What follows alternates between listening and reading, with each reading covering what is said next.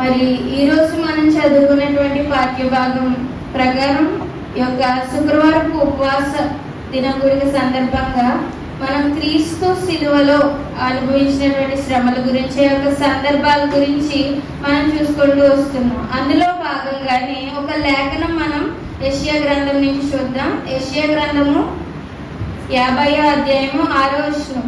యెషయా గ్రంథము 50వ అధ్యాయం 6వ వచనం. కొట్టువారికి నా వీపును అప్పగించి తిని వెంట్రుకలు పెరిగివేయు వారికి నా చెంపలను అప్పగించి తిని ఉమ్మివేయు వారికి అవమానపరచు వారికి నా ముఖము దాచుకొనలేదు. చాలండి. ఈ యొక్క యెషయా గ్రంథము 50వ అధ్యాయం 6వ వచనంలో దేవుడు మనకు లేఖనం ద్వారా యొక్క క్రీస్తు మరణం గురించి ఈ అధ్యాయంలో రాయబడ్డం అనేది జరిగిందండి. అయితే ఈ యొక్క 6వ వచనంలో కొట్టువారికి నా వీపును అప్పగించి తిని ఈ యొక్క మాటకు అర్థం ఏంటి అని అంటే, అక్కడ యేసుక్రీస్తు ఎడల ఏ దోషం కూడా మనం చూడం, వాళ్ళకు కూడా కనబడలేదు ఏ దోషం. కాకపోతే నింద వేశారు. అలాగే యేసుక్రీస్తు వారు కూడా తప్పించుకోవడానికి చాలా అవకాశాలు ఉన్నప్పటికీ ఆయన తండ్రి చిత్తానికి, తండ్రి చెప్పిన మాటకు లోబడాల్సినటువంటి అవసరం ఉంది. ఒకవేళ ఆయనే కనుక ఆ యొక్క మాటకి, ఆ యొక్క మరణానికి లోబడకపోయి ఉంటే ఈరోజు మనకు రక్షణ అనేది వచ్చేది కాదు. కాబట్టి ఆ యొక్క తండ్రి మాటకి యేసుక్రీస్తు వారు లోబడి ఆయన యొక్క వీపును, కొట్టువారికి నా వీపును అప్పగించి తిని, అంటే ఆయన ఏ తప్పు చేయనప్పటికీ ఆయన సరెండర్ అయ్యారనమాట. వారికి లోబడ్డారు, వారిని పెట్టేటువంటి శ్రమలు అనుభవించడానికి రెడీ అయ్యారు అనేటువంటి లేఖన భాగాన్ని మనం యెషయా గ్రంథంలో చూడవచ్చు. ఆ యొక్క వీపును తండ్రి కొట్టువారికి ఆ యొక్క వీపుని ఎలాగైతే అప్పగించారో అలాగే తండ్రి చిత్త ప్రకారం ఆయన యొక్క ఆత్మను తండ్రికి అప్పగించడం కూడా జరిగిందండి. మరి ఆ వీపును అప్పగించినప్పుడు వారు నిజమే కదా, ఇతని ఎడల ఏ దోషము లేదు, కానీ ఎందుకు ఇలా మనకి అప్పగింపబడ్డాడు అనేటువంటి ఆలోచన లేకుండా వాళ్ళు ఏం చేశారు అనేటువంటి విషయాన్ని మనం చూసినట్లయితే కీర్తనల గ్రంథము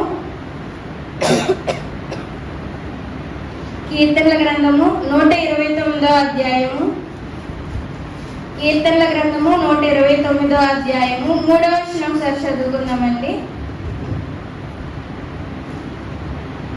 దున్నువారు నా వీపు మీద దున్నిరి వారు చాళ్లను పొడుగుగా చేసిరి. అంటే ఇక్కడ కీర్తనకారుడు రాస్తూ ఆ యొక్క శ్రమను గురించినటువంటి కొన్ని విషయాలను ఇక్కడ మనం చూడొచ్చు అన్నమాట. దున్నువారు నా వీపు మీద దున్నిరి, ఈయన లోబడ్డారు, ఈయన ఎడల ఏ దోషము లేదని అక్కడున్న ప్రతి ఒక్కరికి తెలుసు. కానీ లోబడినా కానీ అక్కడ నిజమే కదా అనే ఆలోచన లేకుండా వాళ్ళంట దున్నువారు ఆయన వీపు మీద దున్నిరంట. మనకు తెలుసు, ఒకటి తక్కువ 40 దెబ్బలు, అంటే 39 కొరడా దెబ్బలతో ఆయన యొక్క వీపుని ఏ విధంగా దున్నేశారో. కానీ మనం అనుకుంటాం కేవలం ఆ యొక్క పరిస్థితిలో ఆ యొక్క కొరడా దెబ్బల ద్వారానే యేసుక్రీస్తు వారు దున్నబడ్డారు అనుకుంటాం.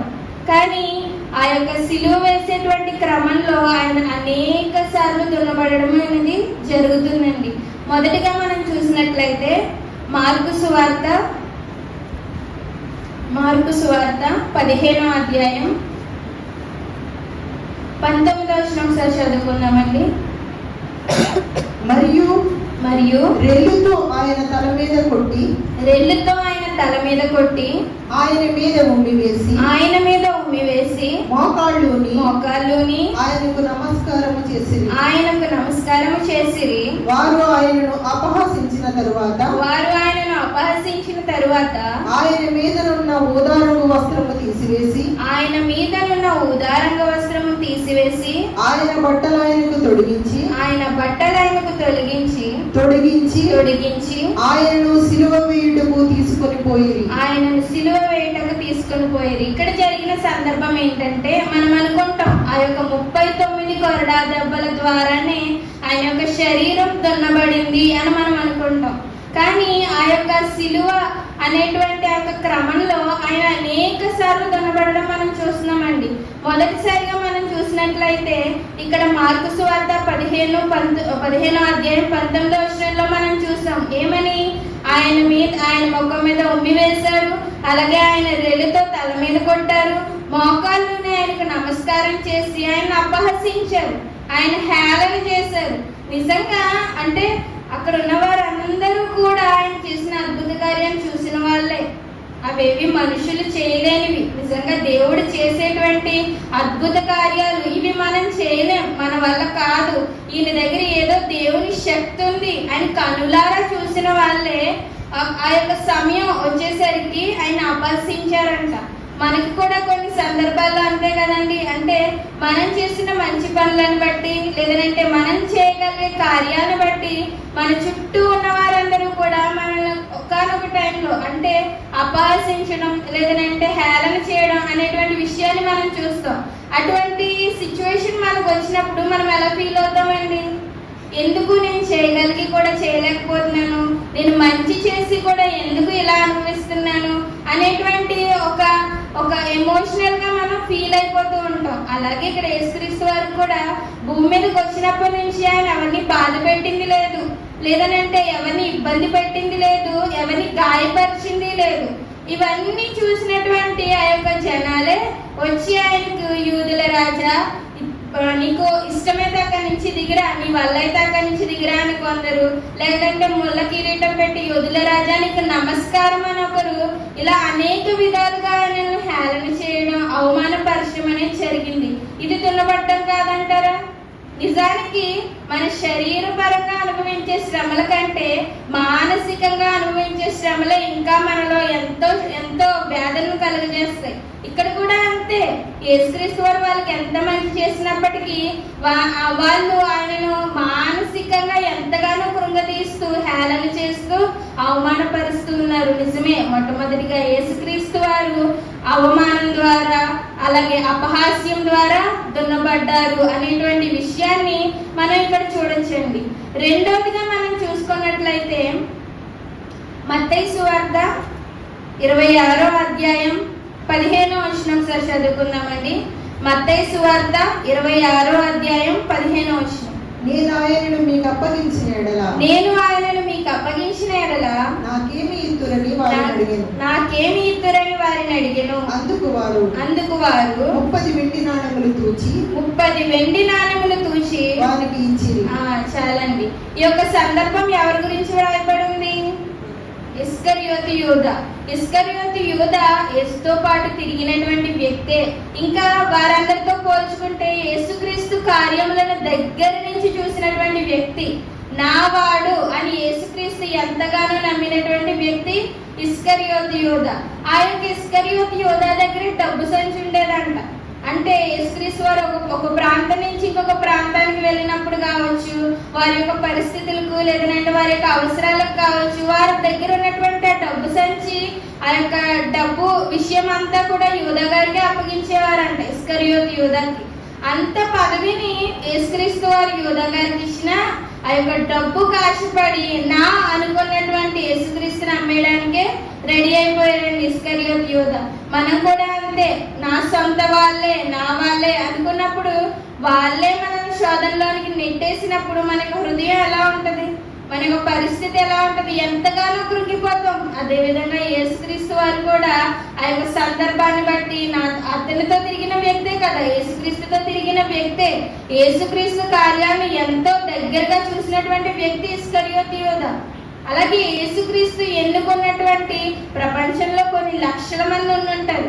అన్ని లక్షల మందిలో యేసుక్రీస్తు శిష్యులు అని పిలువబడేవారు 12 మంది మాత్రమే ఉన్నారు.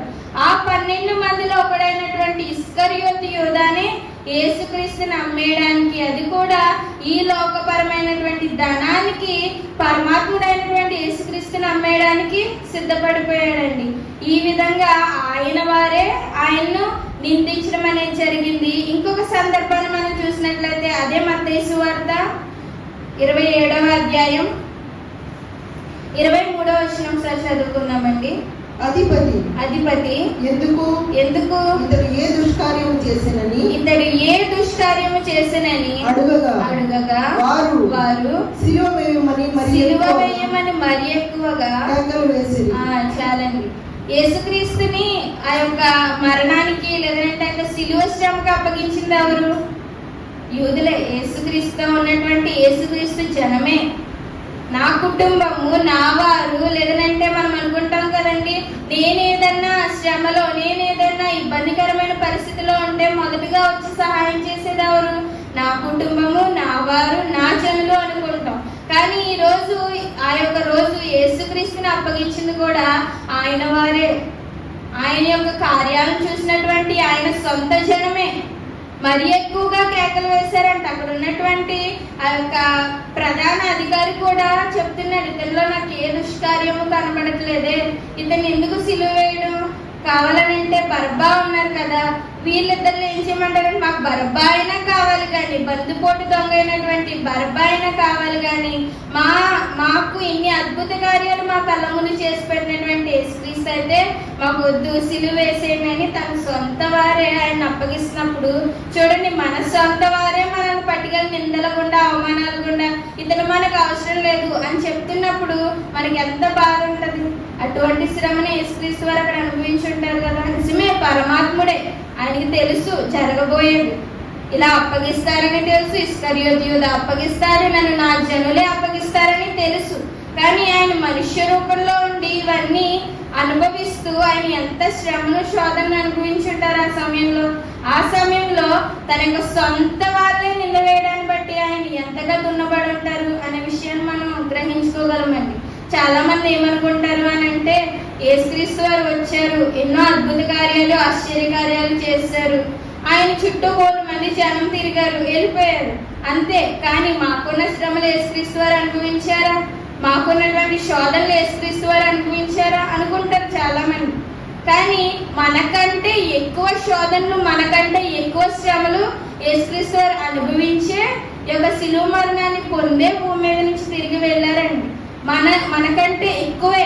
ఒక మనిషి ఎంతైతే శోధింపబడగలడో దానికంటే ఎక్కువే ఆయన అనుభవించి ఆ సమయాల్లో కూడా ఏ విధంగా ఉండాలి అనేటువంటిది నేర్పించే మనల్ని భూమి మీద విడిచిపెట్టి ఆయన తిరిగి వెళ్ళడం అనేది జరుగుతుంది.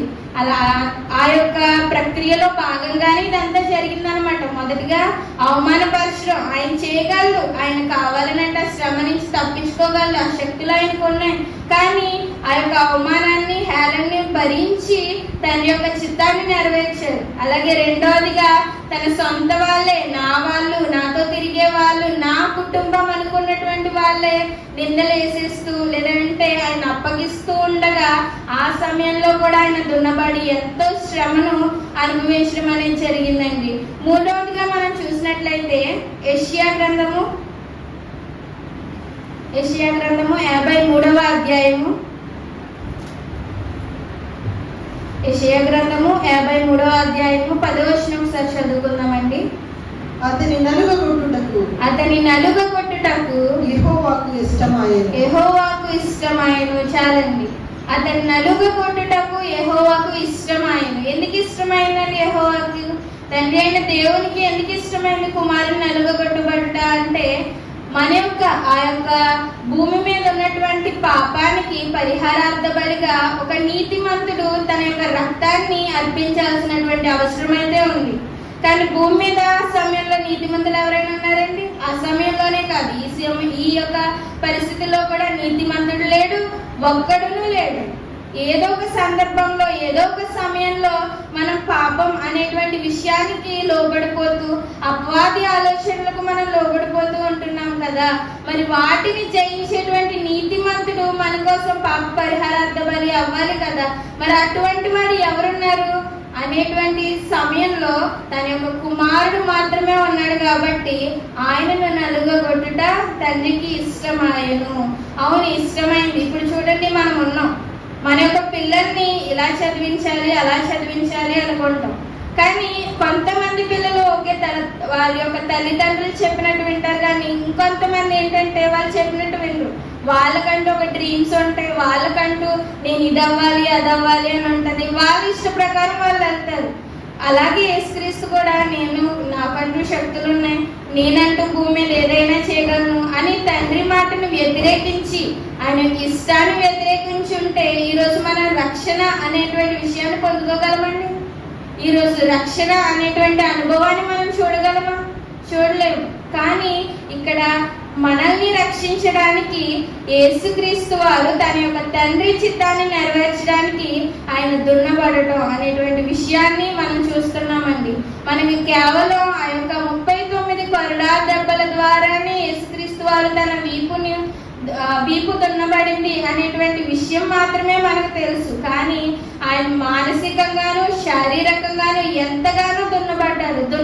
దున్నబడడం అంటే మీరు చూడొచ్చు, పొలాల్లో ట్రాక్టర్ పెట్టి నాగలు పెట్టి ఎలా దున్నుతారు, అదే విధంగా తన మానసికంగాను శారీరకంగాను 2 విధాలుగా ఆయన దున్నబడడం అనేది జరిగింది. ఈ విషయాలన్నీ క్రైస్తవులుగా మనందరికీ తెలుసు, సంఘ విశ్వాసులుగా మనందరికీ తెలుసు. కానీ ఈ రోజు కూడా మనం ఆయన్ని ఇంకా మన యొక్క పాపాల ద్వారా, మన యొక్క పనుల ద్వారా, మన యొక్క ఆలోచనల ద్వారా ఇంకా ఆయన శ్రమ పెడుతూ ఇంకా ఆయన శరీరాన్ని, ఆయన యొక్క పరిస్థితిని మనం దున్నేవారిగా ఉన్నామంటండి. ఒకసారి మనం చూసినట్లయితే హెబ్రీయులకు రాసిన పత్రిక 6వ అధ్యాయం